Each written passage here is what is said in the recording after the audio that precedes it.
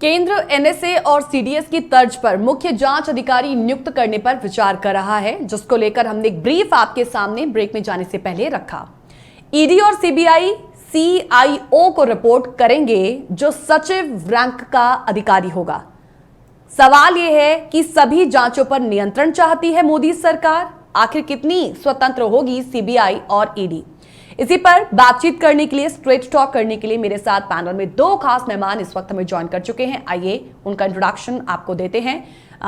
हमारे साथ आज senior journalist, political analyst Arvind Kumar Singh ji हमें ज्वाइन कर चुके हैं, जो कि राइटर भी हैं। आज इस पर विस्तार से चर्चा उनके साथ होगी और थोड़ी देर में प्रोफेसर विनोद चौधरी जी भी हमें ज्वाइन कर चुके हैं। सर, बहुत बहुत स्वागत है आपका। अरविंद सर, आपका भी बहुत बहुत स्वागत करते हैं प्रोग्राम स्ट्रेट टॉक में। मेरी आवाज विनोद जी आप तक आ रही है? जी बिल्कुल। ठीक सर, चलिए चर्चा की शुरुआत सबसे पहले मैं अरविंद जी आप ही से करना चाहूंगी कि ईडी चीफ संजय मिश्रा को लेकर जो बात सामने आ रही है, क्योंकि अभी ऑफ द रिकॉर्ड जब इस पर आपसे बात हो रही थी, हालांकि बात यही है, जमीनी सच्चाई तो यही है कि इसको लेकर कोई आधिकारिक ऐलान हुआ नहीं है, लेकिन हाँ खबर है, आई है तो ये अहम है और ये मोदी सरकार का इसे मास्टर स्ट्रोक एक कहा जा रहा है। और ये कहा जा रहा है, सुनने में आ रहा है कि अगर ऐसा हो जाता है तो फिर ये खतरनाक है, ये खतरे की घंटी है। तो ये जो खबर आई है, इस पर सबसे पहले मैं आपकी प्रतिक्रिया लेना चाहूंगी। देखिए जी, ये जो खबर है ये पूरा पॉलिटिकल हल्के में खबर है कि ऐसा हो सकता है। और अगर आप गौर करेंगे तो ये कोई पहली बार ऐसा नहीं हो रहा है। जो पूरी हायरार्की है, जो पूरा सिस्टम, आप रेलवे मिनिस्ट्री को उठा के देख लीजिए, जहाँ डिफरेंट टाइप की स्पेशलिस्ट सर्विसेज थी, उनको सबको मर्ज करके एक सेवा बनाई गई है। हाँ जी। और यहाँ जो अभी जो बात है, मैं एक बात कहना चाहूंगा इसके पहले कि बाकी बातें हों। आजाद भारत के पहले जो भारत का प्रशासनिक ताना बाना था वो अलग तरीके का था, जहाँ लेफ्टिनेंट गवर्नर या गवर्नर जनरल वो डिक्टेट कर लेते थे बहुत सारी चीजों में, ठीक है ना। और आजाद भारत के बाद जब सरदार पटेल जी होम मिनिस्टर रहे और उसके बाद जो प्रशासनिक सेवाओं का ताना बाना बना है जी, उनमें जितनी भी संस्थाएं बनी है महत्वपूर्ण, संसद के एक्ट के तहत बनाई गई। ऐसा नहीं कि आपने अचानक कोई संस्था खड़ी कर दी, पार्लियामेंट के अप्रूवल से बनाई गई हैं अधिकतम जितनी महत्वपूर्ण संस्थाएं हैं। और ये जो संस्थाएं हैं, अभी आपने जिन दोनों संस्थाओं का जिक्र किया, उसमें से एक संस्था सीबीआई और दिल्ली पुलिस एक्ट के तहत जो है बनाई गई है। और उसको लेकर के भी अगर आप गौर करेंगे तो गुवाहाटी हाई कोर्ट से लेकर के कई शीर्ष अदालतों में सीबीआई को लेके, उसकी वैधता को लेकर बहुत सारे सवाल है, क्योंकि जब आप राज्य में जाते हो तो आपको राज्यों की सहमति लेनी होती है बहुत सारे मामलों में जी, है ना। नंबर 2, जो ईडी है वो वित्त मंत्रालय के तहत आती है, ठीक है। दोनों के काम करने के तरीके बिल्कुल अलग हैं। और अगर आप सीबीआई के पूरे वर्किंग को देखेंगे तो वहाँ आईएएस के बाद क्या होता, इंडियन एडमिनिस्ट्रेटिव सर्विस के बाद दूसरा सबसे महत्वपूर्ण जो होता माना जाता, वो माना जाता वो है इंडियन पुलिस सर्विस, ठीक है ना। बाकी सर्विसेज उसके बाद आती हैं, लाइट वगैरह आते हैं, जो भी आते हैं सब बाद में है। और आपको बताऊं कि ये सारी जो सर्विसेज हैं, इन सब के बारे में संसद के दोनों सदनों को अगर आप देखेंगे, उसमें राज्यसभा एम्पावर्ड है ऑल इंडिया सर्विसेज के क्रिएशन के लिए। तो आप ये समझ लीजिए जितनी भी ऑल इंडिया सर्विसेज बनी हैं, इनमें राज्यसभा का रोल रहा है, अपर हाउस का रोल रहा है, क्योंकि वो परमानेंट हाउस है, ठीक है ना, नंबर 1। नंबर 2, परमानेंट हाउस को एक काम क्यों दिया गया, क्योंकि ये सर्विसेज परमानेंट है। पॉलिटिकल लीडरशिप, मोदी साहब, उसके पहले डॉक्टर मनमोहन सिंह, ये तो आएंगे 5 साल के बाद चले गए या लोग चले जाते रहे जी। सर्विसेज है जो भारत सरकार के एक स्थायी ढांचे का निर्माण करती है, ठीक है ना, ये ऑल इंडिया सर्विसेज। और इसी नाते इन सर्विसेज में आप उठा करके देखेंगे तो जितनी भी संस्थाएं हैं उनकी एक सीमा रेखा बनी हुई है, बॉर्डर लाइन बनी है कि ये काम है, ये सीएजी का है। आप सीएजी को अगर आपको हटाना भी है सरकार को, तो महाभियोग से आप हटा सकते हैं उनको। आपको सुप्रीम कोर्ट के किसी जज को हटाना, ऐसा नहीं कि कोई बोल देगा और हट जाएगा वो। तो पूरी एक वैधानिक प्रक्रियाएं बनी हुई, हर एक के लिए बनी हुई हैं। और जांच एजेंसियों के बारे में यह है कि उनको ऑटोनोमस रखा जाएगा, वो स्वायत्त होंगी, ताकि निष्पक्ष और ठीक जांच कर सके। ओके। तो अगर ये हो जाएगा कि ये दोनों संस्थाएं जिनका नेचर अलग अलग है, क्योंकि अगर आप गौर करेंगी तो बहुत सारे आर्थिक मामलों की जांच भी सीबीआई करती है और बहुत गंभीर आपराधिक मामलों की जांच भी करती जी। है ना, डिफरेंट नेचर के इसको करती है। तो इसके लिए गीत अगर इस तरह की कोई संस्था बनानी होगी तो सरकार उसके लिए ऑर्डिनेंस ले आएगी, क्योंकि पार्लियामेंट तो अभी खत्म हो गई है और उसके बाद जो आने वाला शीतकालीन सत्र है उसमें उस ऑर्डिनेंस की वो मंजूरी लेनी पड़ेगी। और वो मंजूरी अभी आपने देखा है ना, जो दिल्ली ऑर्डिनेंस पास कराना अपर हाउस में कितना मुश्किल हुआ। हाँ। और इसके लिए मुझे डाउटफुल है कि 102 वोट जो मिले हैं पोजीशन को, तो आपको क्या लग रहा है कि नवीन पटनायक भी इस पर मुहर लगा देंगे और वाईएसआर कांग्रेस भी लगा देगी जो इस पर। तो इस नाते बहुत सोच विचार करके मुझे लगता है कि अगर इस तरह की कोई व्यवस्था बनानी है तो मोदी सरकार बहुत सोच विचार करके ये काम करेगी। संजय मिश्रा जी उनके प्रिय अधिकारी हैं, इसमें कोई संदेह नहीं। और उन्होंने, अगर आप गौर करेंगे तो एनडीटीवी से लेकर के और नेशनल हेराल्ड जैसे मामलों को उन्होंने जब खोलना शुरू किया और उन्होंने इस बात की सिफारिश की कि ये जांच लायक है, उसी के बाद ही उनको पहले एक इंटरिम ईडी का इंटरिम हेड बनाया गया था। हाँ। बाद में देखा कि नहीं, ये तो काफी काबिल अधिकारी हैं। तो बेसिकली नेशनल हेराल्ड, और उसमें क्या हुआ आप बताइए मुझे। भाई 9 साल हो गए हैं जिस घटनाओं के, 9-10 साल से आप जांच ही कर रहे हैं। बिल्कुल। हाँ। और किस नतीजे पर पहुंचे हैं। तो कुल मिलाकर के मैं ये कह रहा हूं कि ये इतना सरल काम नहीं है। और अभी तो राजनीतिक हलकों में इस बात की चर्चा है और ये माना जा रहा है, तो लेकिन बहुत सारे पक्ष देखना और ये देखना कि जिस अधिकारी को लेकर के सुप्रीम कोर्ट प्रतिकूल टिप्पणी कर चुका है, नहीं, बिल्कुल सर। अगर आप हाँ, बिल्कुल आप सही कह रहे हैं कि बड़ा ही कॉम्प्लेक्स है। मुझे लगता है कि अगर ये कदम, जिसको आपने मास्टर स्ट्रोक शब्द यूज किया, मास्टर स्ट्रोक बड़े ही पॉजिटिव सेंस का शब्द है। ओके। तो मास्टर स्ट्रोक नहीं जो है, ये पुनर्मुस्को भाव वाली स्थिति हो सकती है, जो संस्कृत में एक शब्द है कि ये जैसे होता है कई बार आप राजनीति में दांव चलते हैं और उल्टा पड़ जाता है। क्योंकि पब्लिक में बात जा रही है कि जितनी भी जांच हो रही है अपोजिशन के लोगों के साथ, और जो रूलिंग पार्टी से जुड़े हुए जितने भी लोग हैं जो चले जा रहे हैं, अगर तो उनकी जांच ही रुक जा रही है, उनकी फाइलें ये लोग दबा के बैठे हुए हैं जी। चाहे मिनिस्टर की बात और जब वहीं से और जब बदलाव हो जाता है, जब अपना एक ग्रुप बदल लिया जाता है, जब विपक्ष से वो सरकार में आ जाते, तो वही जो आरोप उन पर जो लगे हैं वो गुम भी हो जाते हैं, वो धुल भी जाते हैं। ये भी एक सिचुएशन है। लेकिन मैं एक लाइन में कहूंगा कि अगर ये संस्थाएं अपोजिशन के साथ रूलिंग पार्टी से जुड़े लोगों की भी जांच कर रही होती और उसी तरीके से उनके घर में उठ के एक एक गाने और एक एक कागज को ले जा रही होती, तो ये सवाल इन पे नहीं उठता। सवाल उठता है ना जी। खबरों के बाजार में एक ऐसी खबर निकलकर सामने आई जिसने बहुत सारे लोगों के होश फाख्ता कर दिए, और आज हम उसी खबर को लेकर आपके समक्ष हाजिर हुए हैं। संभावनाओं का जिक्र हम यहाँ पर कर रहे हैं। दोनों खास मेहमानों का मैं एक बार फिर से स्वागत करूंगी।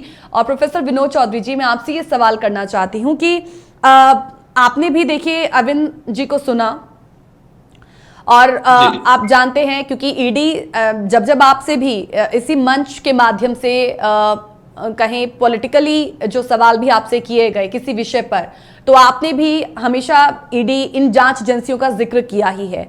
अब ये जो खबर आ रही है कि ईडी सीबीआई को एक नया बॉस मिल सकता है, आप इसे किस तरीके से इस खबर को आप अपनी समझ से हम अपना जो है पर्सपेक्टिव रखेंगे?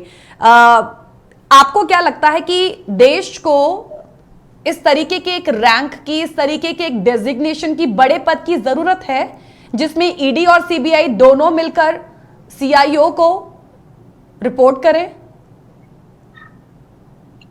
देखिए, मैं समाजशास्त्र का विद्यार्थी हूं और बच्चों को पढ़ाता हूं इसी विषय को। और जब समाज के लिहाज से देखें तो ऊपर के तबके में एक अलग तरीके का सनसनीखेज बहुत सारी चीजें चलती रहती हैं, और कोई एक अधिकारी के ऊपर इतना ज्यादा मोहब्बत लुटाना और उसको एक लंबे समय तक अनड्यू पोजीशन उसको देते रहना जी, ये सीधा सीधा प्रूव करता है, जैसे अरविंद जी ने बताया, कि जब आप जरूरत से ज्यादा एक साइडेड हो जाते हैं तो वन डायमेंशनल मैन वाला जो कैटेगरी होता है सोशियोलॉजी की भाषा में कहें तो ये वन डायमेंशनल मैन की तरह से हो जाता है कि आप एक तबके को दबाने के लिए या उसको उसका इलाज करने के लिए पॉलिटिकल भाषा में कहें तो आप किसी एक इंसान का या एक पद का इस्तेमाल करना चालू कर देते हैं और ये कोई बहुत अच्छा मैसेज देश की जनता में नहीं जाता है।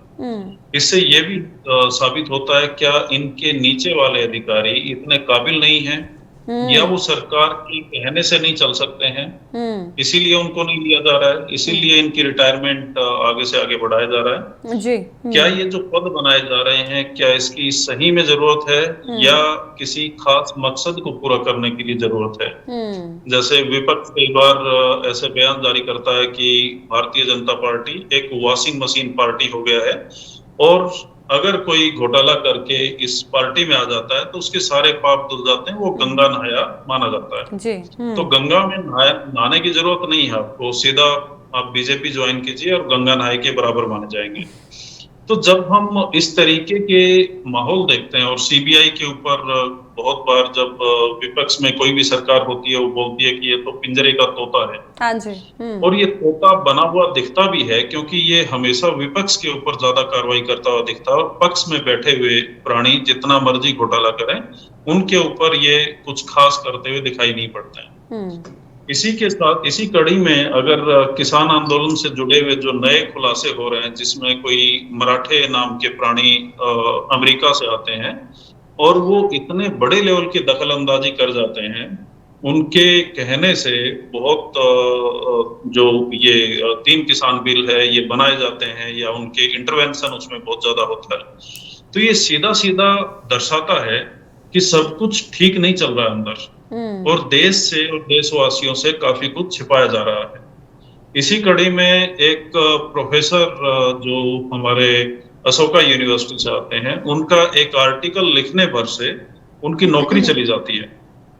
अगर आपको एकेडमिक स्वतंत्रता, बोलने की स्वतंत्रता और ये तमाम सारी जो हमारे संवैधानिक राइट्स मिले हुए हैं, अगर इनको डाइल्यूट करने के लिए आप संवैधानिक पदों का इस्तेमाल करना चालू कर देंगे और धीरे धीरे ये संवैधानिक पद अगर राजनीतिक पार्टियों के हत्थे चढ़ गए, आज मोदी जी हैं कल नहीं होंगे, कोई और आ जाएगा, अगर उसने ठान लिया कि किसी अपोजिशन को पूरी तरह ठिकाने लगाना है और इनको एक तरीके से राजनीतिक पटल से वाइप आउट करना है तो वो कर सकते हैं। इसीलिए जब भी आप सामाजिक दृष्टिकोण से देखें ये बात डेमोक्रेसी के लिए भी सही मालूम नहीं पड़ती है और जनता में भी ये संदेश साफ साफ नहीं जा रहा है कि सरकार की मंशा क्या है। तो अच्छा ये हो कि प्रधानमंत्री जी पब्लिक में आए, बताएं कि हम ये क्यों कर रहे हैं, क्यों जरूरी है और उसको जस्टिफाई करें। बिल्कुल। और साथ में अगर ये भी बता दें कि जो मराठे जैसे प्राणी हैं वो किसान आंदोलन जैसे बड़े मुद्दे पे किस तरीके से उनका रोल था, तो और उनका संवाद करने का जो मसला है वो भी बहुत इंपॉर्टेंट है। अभी तक आप जैसे पत्रकार अगर उनसे सवाल पूछ पाते तो और ज्यादा अच्छे से क्लैरिटी मिल पाती। तो सीबीआई, सीआईडी और बाकी एजेंसियां स्वायत्त रहें, स्वतंत्र रहें, संवैधानिक पद ही रहें तो ज्यादा अच्छा होगा। बिल्कुल। मैं वापस जब इस विषय पर आती हूं तो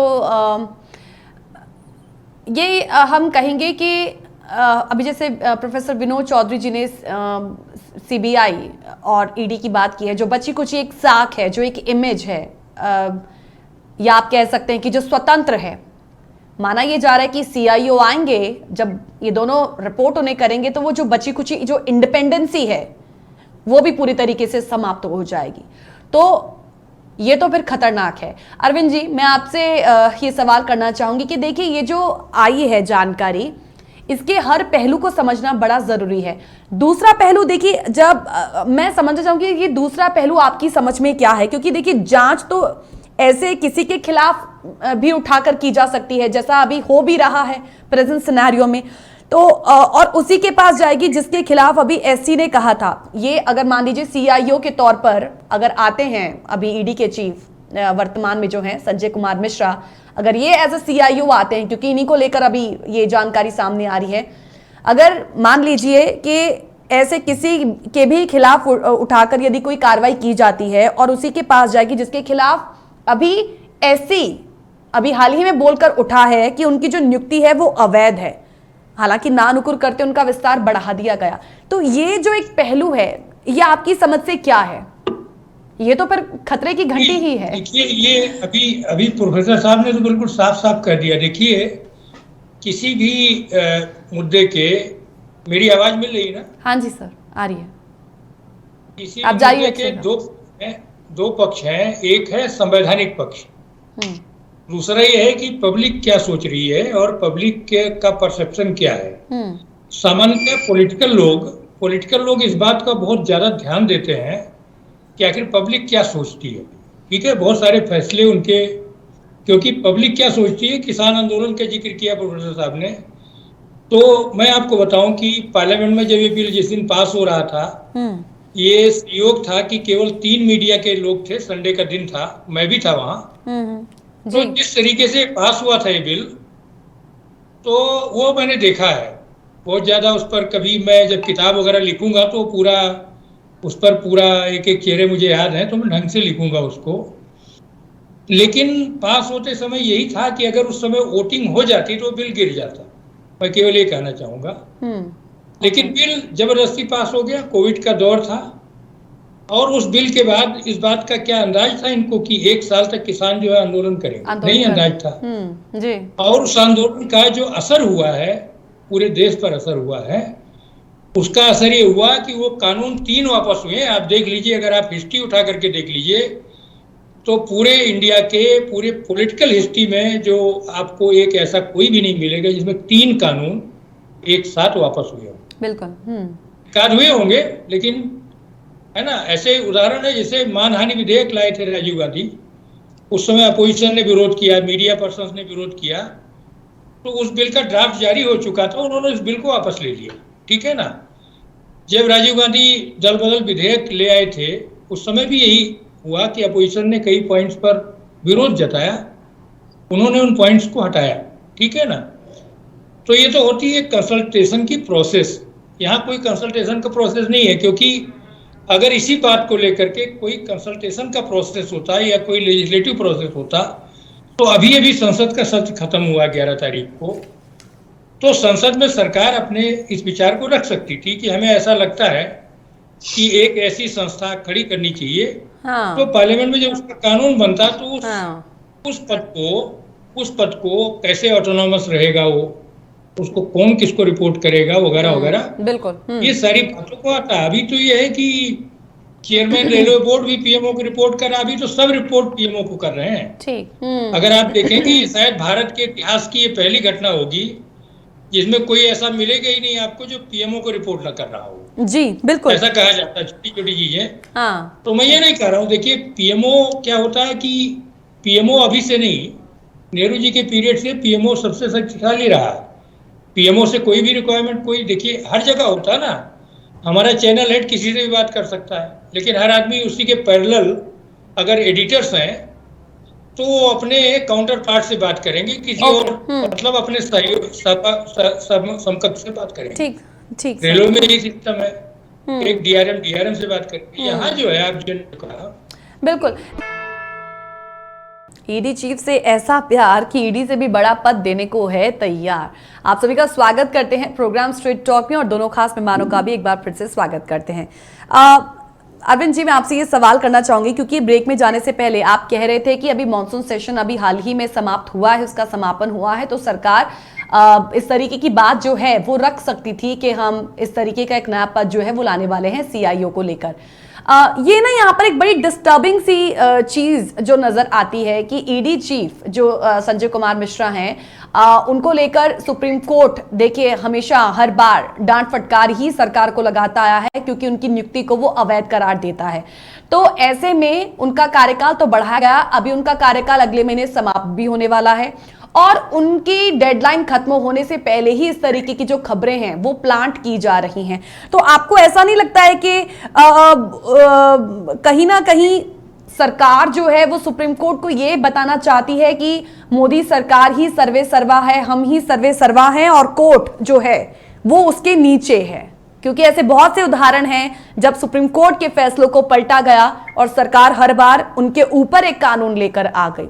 तो ये भी जो किया जा रहा है, अगर इसमें किसी तरीके की कोई सच्चाई है, सरकार आने वाले वक्त में आधिकारिक बयान के साथ आती है, तो कहीं ना कहीं अभी फिलहाल तो यही कहा जा सकता है कि सरकार यही दर्शाना चाहती है कि हम ही सर्वे सर्वा हैं और सब हमारे नीचे हैं, कोर्ट भी हमारे नीचे है।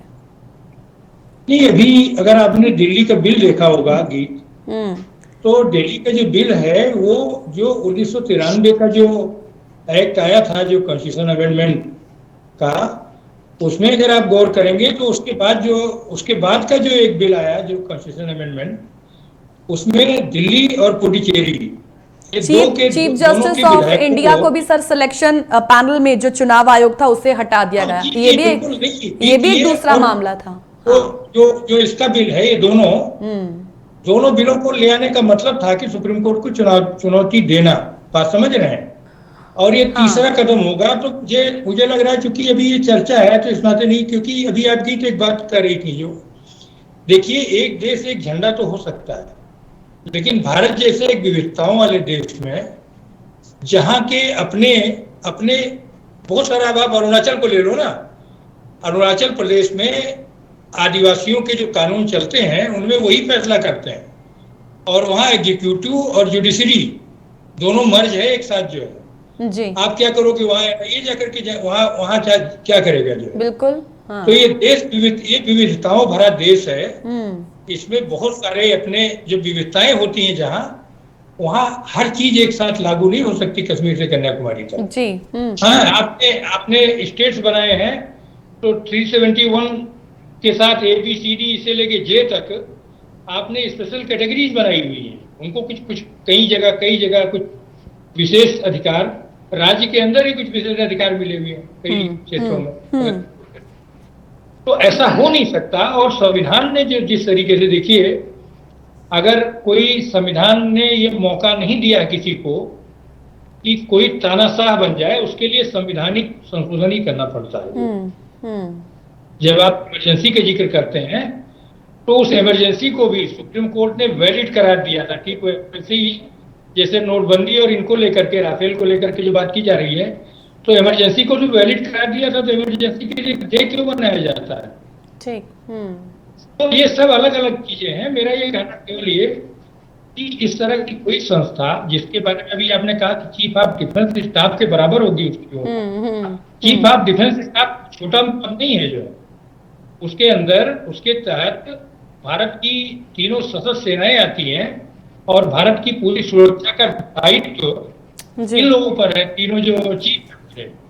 तो ऐसा नहीं उसके बराबर के होने वाले पद को आप क्रिएट कर दें, इनको कोई रिपोर्टिंग दे दें, लेकिन इसके लिए पूरा जो कानूनी प्रक्रिया है, मुझे नहीं लगता कि उसके बहुत सारे पक्ष हैं। और अभी जब तक कि आधिकारिक तौर पर इस मामले में, क्योंकि देखिए राजनीति में जब चर्चाएं शुरू होती है ना, तो उसके पीछे कुछ दम होता है, कहीं कुछ कागज पत्र चल रहा होता तभी ये चर्चाएं आती हैं। और आपने देखा इंडियन एक्सप्रेस में स्टोरी छापी हुई है, तो ये सब ऐसे नहीं होता। जो टॉप लेवल पर कुछ चीजें चल ही रही हैं, कुछ खिचड़ी पक रही है, हो सकता है कि अगर पब्लिक का कुछ नेगेटिव कमेंट और लोगों का ये जान के, हो सकता है कदम पीछे उठता है, कई बार हो सकता है सरकार कदम पीछे हटा ले, ये बना ही दे, कुछ कर नहीं सकते क्योंकि ऑर्डिनेंस ले आना होगा ना उसके लिए। तो मुझे लगता है, लेकिन ये इतना आसान नहीं होगा, और ये जो हायरार्की है इनकी, इंडियन पुलिस सर्विस की जो हायरार्की है, जो बाकी जो हायरार्कीज है, वो कितना क्या करेंगे, क्योंकि आप देखिए ना, रेल संरक्षा आयोग तक को अपनी लिमिटेशन है। उसमें अगर रेलवे मिनिस्ट्री के चेयरमैन, रेलवे बोर्ड भी चाहे, उनकी जांचों को, अभी आप बालासोर की दुर्घटना हुई, ठीक है ना, रेल संरक्षा आयोग ने जांच करके पूरे रेलवे की कलई खोल दी। जो मिनिस्टर वगैरह चाहते थे, कहते थे कि नहीं, सिग्नल नहीं, किसी आदमी का हुआ होगा। फिर आपने देखा कि एक मुसलमान पकड़ा गया, एक जिसका कोई लेना देना भी नहीं था उससे। और हुआ क्या, जो CRS ने जांच की, उसने पाया कि ये सिग्नलिंग फेलियर था उसमें। तब से सरकार चुप है जी। क्योंकि उसी पर दबाव नहीं बना पाए, बिल्कुल। वो तो बहुत बड़ी संस्था नहीं है, लेकिन उसके भी पास अपने अधिकार हैं। उसके पास भी अधिकार है, उनको दबा नहीं सकते रेलवे बोर्ड के लोग कि जी। आप जैसी चाहे रिपोर्ट लिख के दे देंगे बिल्कुल। और वो साइन कर देंगे। जी जी नहीं बिल्कुल। मैं विनोद जी, मैं ये जो सवाल रहा कि जैसे अभी आम जनता में भी ये लगातार जो है वो मैसेज जाता है कि जो कुछ भी सरकार करती है, जो कुछ भी पड़े एक्ट्स में अमेंडमेंट करती रहती है, फिर सुप्रीम कोर्ट का कोई ऑर्डर आता है, जैसे ईडी के मामले में ही वो अवैध करार देती रहती है उनकी नियुक्ति को, तो सरकार जो है उनका कार्यकाल फिर भी बढ़ा देती है और सुप्रीम कोर्ट को भी मानना पड़ता है। तो कहीं ना कहीं यही जताने की कोशिश करती है कि हम आप सभी से ऊपर हैं, हम कोर्ट से भी ऊपर हैं। आप इस बात का जो एक पहलू है उसे आप किस तरीके से समझाएंगे? आपकी समझ क्या है? देखिए, इसको अंतर्राष्ट्रीय परिप्रेक्ष्य में देखने की जरूरत है। मैं इजराइल के ऊपर बहुत उनकी खबरें पढ़ता हूं, उनको नजर रखता हूं कि उनकी राजनीति में क्या हो रहा है, और जो वहां पे हो रहा है लगभग वही यहाँ पे करने की कोशिश की जा रही है। वहां पे प्रधानमंत्री ने कुछ अपने लिए विशेष अधिकार संसद में जबरदस्ती पास किए और उन्होंने भी कोर्ट को बाईपास करने के लगभग सारे रास्ते अपनाए। यहाँ पे भी ऐसा नजर आ रहा है कि कोर्ट को बाईपास करने की कई सारी जगह पे कोशिश हो रही है, और एक कोई ऐसा सर्कुलर भी शायद कोर्ट में गया है जिसमें बताया गया है कि जो सिविल सर्वेंट अगर कोर्ट में पेश होते हैं तो उनके ऊपर जो आप टीका टिप्पणियां करते हैं, जजों को ये बताया गया है कि विनोद जी थोड़ा जल्दी से अपनी बात को समाप्त कीजिएगा क्योंकि समय मेरे पास बहुत कम रह गया है। हाँ जी। तो इस तरीके से अगर हम देखें कि ईडी, सीबीआई और बाकी तमाम सारी संस्थाएं हैं, उनका संवैधानिक पद पे होना बहुत जरूरी है। अगर वो नेताओं के हाथ में आ जाती हैं तो आज मोदी जी हैं, जरूरी नहीं कि वो रहेंगे। हालांकि वो बार बार ये दोहरा रहे हैं कि 2026 में हम ऐसा करेंगे, 28 में ऐसा करेंगे, 32 में ऐसा करेंगे। एक तरीके से वो चेतावनी दे रहे हैं शायद कि हम ही रहेंगे, और वो किस तरीके से रहेंगे, क्या इस तरीके से रहने का इरादा तो नहीं है। तो मैं डेमोक्रेसी का बहुत बड़ा पक्षधर हूँ, और अच्छा ये होगा कि जो भी हो डेमोक्रेटिक तरीके से हो, संवैधानिक संस्थाओं का और सुप्रीम कोर्ट का अच्छे से रिस्पेक्ट होना चाहिए। बिल्कुल। एक दूसरी बात ये भी है, जैसे शुरुआत से ही हमने बात ही रखी थी, अरविंद जी ने ये बात रखी थी, ये बड़ा ही कॉम्प्लेक्स प्रोसेस होगा क्योंकि डेफिनेटली सीबीआई और ईडी जब ये मिलकर रिपोर्ट करेंगे तो इनके ऑफिसर्स के बीच में भी एक तरीके का रिसेंटमेंट हो सकता है, तो उसे किस तरीके से संभालेगी, किस तरीके से इन चीजों को ठीक करेगी। तो खैर अभी तो there is a long way to go. अभी तो सिर्फ ये खबर जैसे हम कह सकते हैं कि अभी आई है और इसी को लेकर चर्चाएं छिड़ी हुई हैं, लेकिन सभी जांचों पर नियंत्रण यदि चाहती है सरकार तो फिर स्वतंत्रता कहां रह गई हमारी जांच एजेंसियों की। आप हमारे दर्शक जो इस वक्त हमें देख रहे हैं, इस प्रोग्राम को उन्होंने वॉच किया, डिस्कशन सुनी, मैं चाहूंगी आप इस पर टीका टिप्पणी जरूर कीजिएगा, फीडबैक जरूर दीजिएगा। लेकिन उससे पहले अरविंद जी आपका बहुत बहुत शुक्रिया प्रोग्राम में हिस्सा लेने के लिए। विनोद सर आपका भी बहुत बहुत शुक्रिया प्रोग्राम में हिस्सा लेने के लिए, बहुत बहुत शुक्रिया सर आपका। तो फीडबैक देने के लिए आप नीचे दी गई ईमेल आईडीज पर हमें मेल कर सकते हैं, info@justbroadcasting.com या geet@justbroadcasting.com। मेल जरूर कीजिएगा, फीडबैक जरूर दीजिएगा, आपके मेल्स का हमें इंतजार रहेगा। इसी के साथ फिलहाल इजाजत, नमस्कार।